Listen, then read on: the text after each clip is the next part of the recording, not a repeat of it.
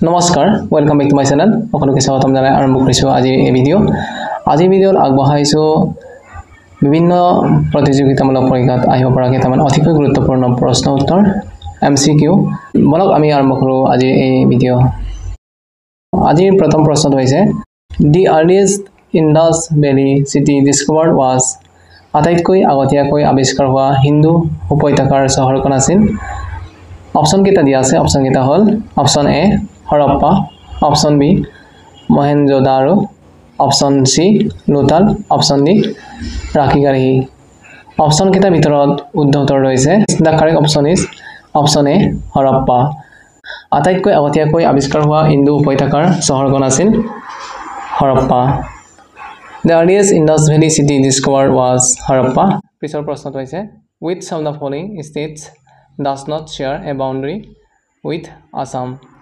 তলৰ কোনখন ৰাজ্যই অসমৰ সৈতে সীমা ভাগ নকৰে অপচন কেইটা দিয়া আছে option A Arunachal Pradesh option B Sikkim option C Meghalaya option D Tripura option কেইটাৰ ভিতৰত কাৰেক্ট অপচনটো হৈছে ছিকিম ৰাজ্যই অসমৰ সৈতে সীমা ভাগ নকৰে Sikkim does not share a boundary with Assam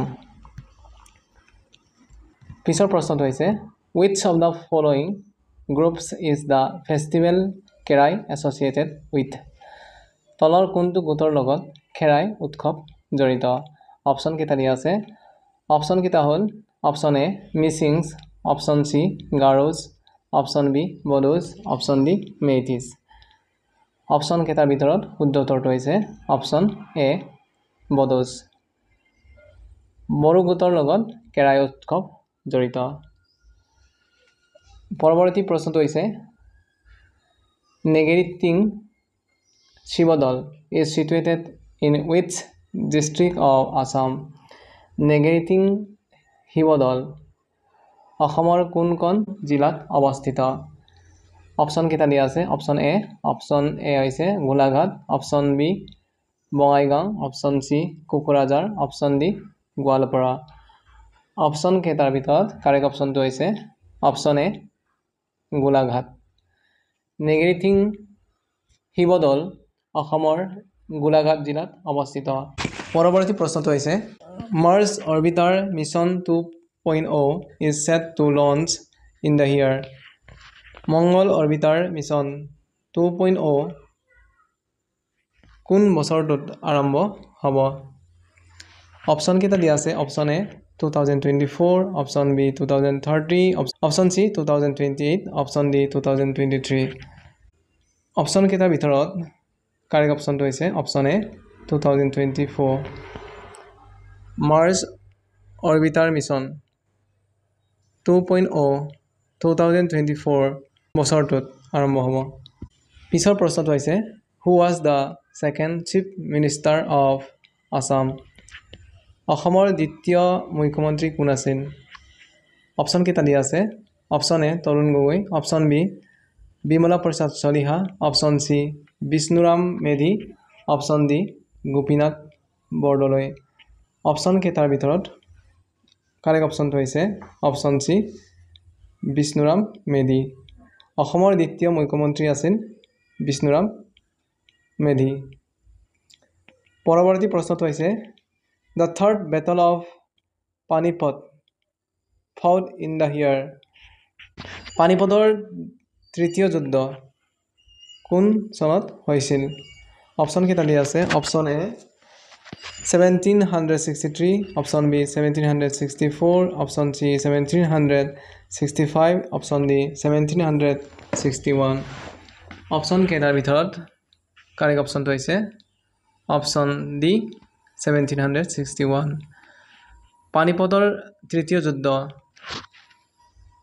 1761 চনত হৈছিল পৰৱৰ্তী প্ৰশ্নটো হৈছে where is the headquarters of International Court of Justice located আন্তঃৰাষ্ট্ৰীয় ন্যায়ালয়ৰ মুখ্য কাৰ্যালয় ক'ত অৱস্থিত অপচন কেইটা দিয়া আছে option A America option B Belgium option C Netherlands option D Ukraine option কেইটাৰ ভিতৰত কাৰেক্ট অপচনটো হৈছে অপচন সি নেদাৰলেণ্ডছ।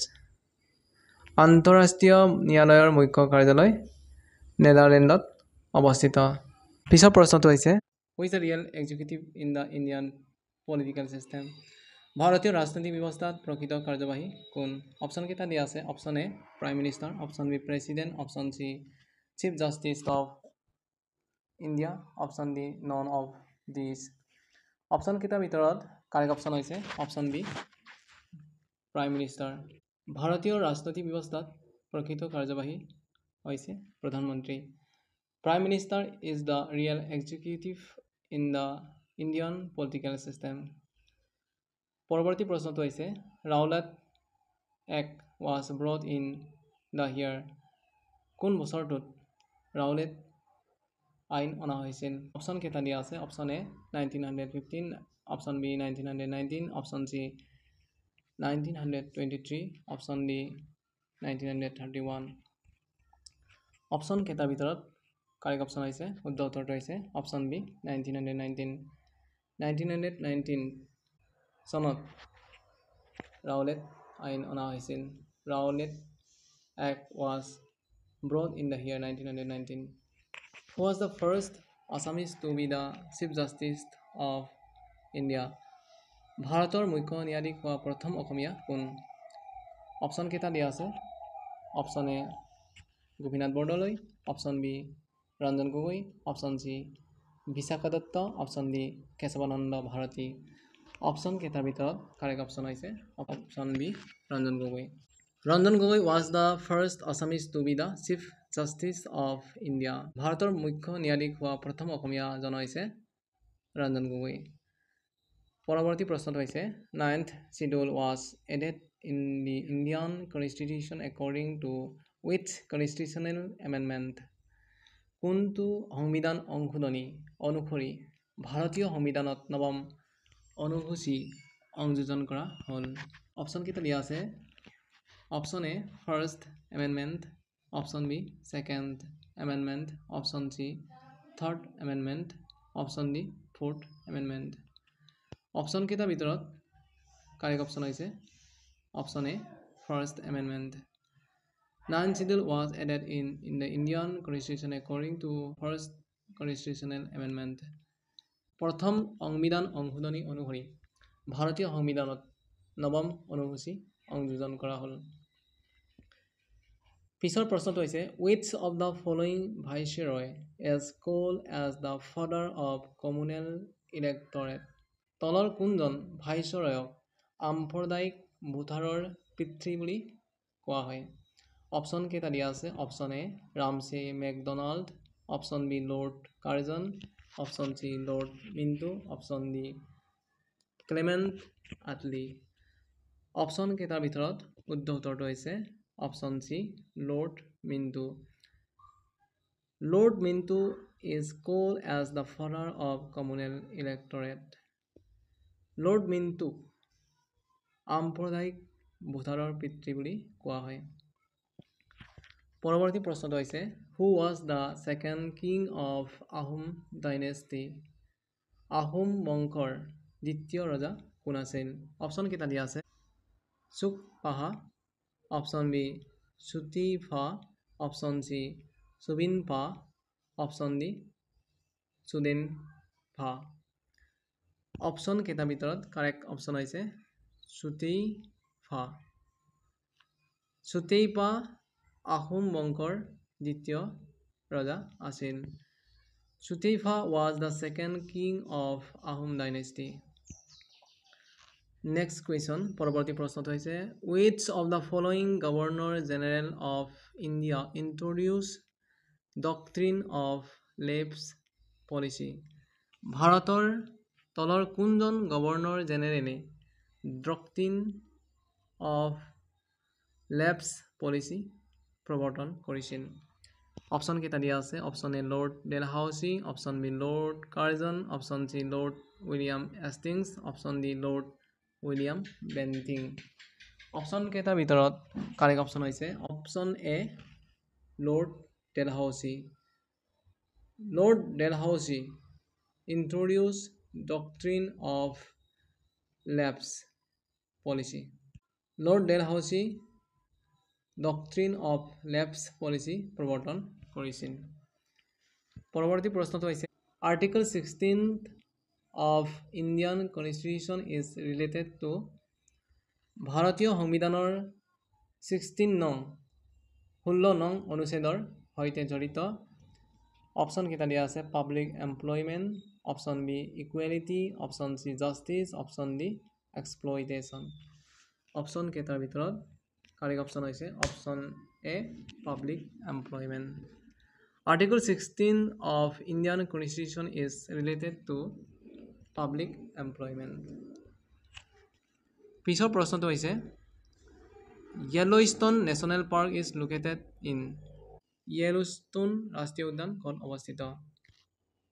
অপশ্যন কেইটা দিয়া আছে option A USA, option B UK, option C India, option D Ukraine. Option কেইটাৰ ভিতৰত শুদ্ধ উত্তৰটো হৈছে USA.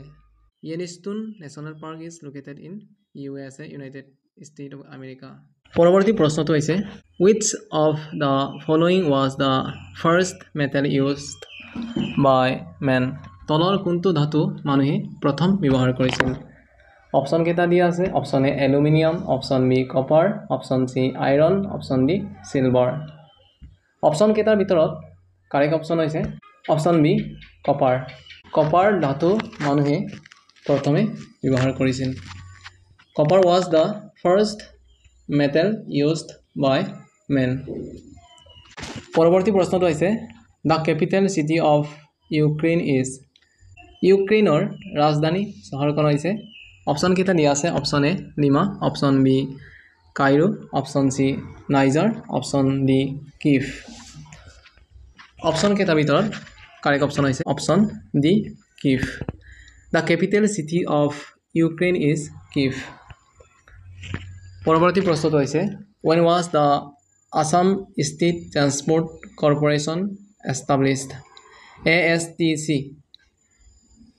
অসম ৰাজ্যিক পৰিবহণ নিগম কেতিয়া প্ৰতিষ্ঠা হৈছিল? অপশ্যন কেইটা দিয়া আছে option A 1960, option B 1970, option C 1980, option D 1950। Option কেইটাৰ ভিতৰত কাৰেক্ট অপশ্যন হৈছে 1970, option B. The Assam State Transport Corporation ASTC was established in 1970. Assam ৰাজ্যিক পৰিবহণ নিগম 1970 চনত প্ৰতিষ্ঠা হৈছিল। পিছৰ প্ৰশ্নটো হৈছে which river of India is also known as Brinda Ganga? ভাৰতৰ কোনখন নদীক বৃন্দা গংগা বুলিও জনা যায়? অপশ্যন কেইটা দিয়া আছে option A Kaveri, option B Godavari, option C Krishna, option D Narmada. Option কেইটাৰ ভিতৰত শুদ্ধ উত্তৰটো হৈছে option B Godavari. Godavari is also known as Brinda Ganga. Godavari নদীক বৃন্দা গংগা বুলিও জনা যায়। পিছৰ প্ৰশ্নটো হৈছে by what name the confluence point of river Mandakini and Alaknanda known as? কি নামেৰে মন্দাকিনী আৰু অলকানন্দা নদীৰ সংগম বিন্দু জনাজাত? অপশ্যন কেইটা দিয়া আছে option A Devprayag, option B Vishnuprayag, option C Karnaprayag, option D Rudraprayag. Option কেইটাৰ ভিতৰত কাৰেক্ট অপশ্যন হৈছে ৰুদ্ৰপ্ৰয়াগ। ৰুদ্ৰপ্ৰয়াগ নামেৰে মন্দাকিনী আৰু অলকানন্দা নদীৰ সংগম বিন্দু জনাজাত। The confluence point of river Mandakini and Alkananda known as Rudraprayag. পিছৰ প্ৰশ্নটো হৈছে PMAYR scheme is related to PMAYR আঁচনিৰ সৈতে জড়িত। অপশ্যন কেইটা দিয়া আছে option A rural electrification, option B gas grid connection, option C rural water supply, option D rural housing. Option কেইটাৰ ভিতৰত কাৰেক্ট অপশ্যন হৈছে option D PMAYR scheme is related to rural housing. PMAYR আঁচনিৰ সৈতে rural housing জড়িত আজিৰ এই ভিডিঅ'ৰ আমাৰ শেষৰটো প্ৰশ্ন হৈছে Study of Elijah is known as হেলাইৰ অধ্যয়ন কি নামেৰে জনাজাত অপচন কেইটা দিয়া আছে option A phycology option B mycology option C biology option D palaeontology এই প্ৰশ্নৰ উত্তৰ আপোনালোকে কমেন্ট বক্সত কমেন্ট কৰি জনাব পাৰে আৰু এনে ধৰণৰ ভিডিঅ' পাবৰ কাৰণে মোৰ চেনেলটি আপোনালোকে সাবস্ক্ৰাইব কৰি দিব আজিৰ এই ভিডিঅ' আপোনালোকৰ কেনে লাগিল কমেন্ট বক্সত কমেন্ট কৰিব আৰু যদি এই ভিডিঅ' ভাল হৈছে বুলি ভাবে তেনেহলে আপোনালোকে আপোনালোকৰ বন্ধু বান্ধৱীসকলৰ লগত শ্বেয়াৰ কৰিব আৰু যিসকলে মোৰ চেনেলটি সাবস্ক্ৰাইব কৰা নাই প্লিজ সাবস্ক্ৰাইব কৰি দিব thank you for watching my video'